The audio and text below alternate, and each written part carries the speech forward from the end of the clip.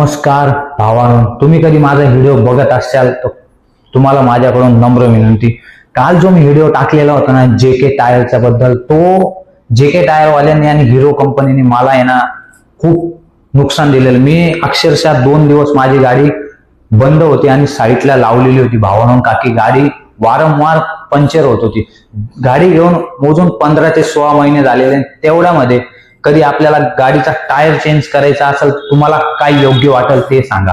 आणि असंही नाही की गाडी 20-25 हजार किलोमीटर चालली, गाडी फक्त 12,200 किलोमीटर चाललेली आहे भावांनो. त्याच्यातही कधी आपल्याला टायर बदलायची गरज पडली असेल तर काहीच फायदा नाही नवीन गाडी.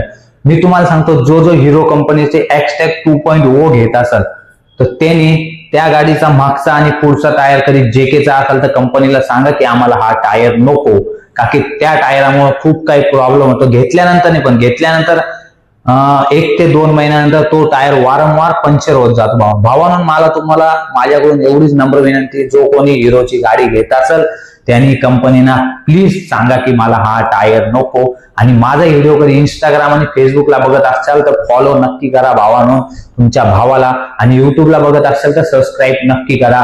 नमस्कार. आणि एवढी विनंती आहे की गाडी घेताना प्लीज टायर चेक करा भावांनो, प्लीज प्लीज. आणि तुमच्या भावाला नक्की सपोर्ट करा. धन्यवाद.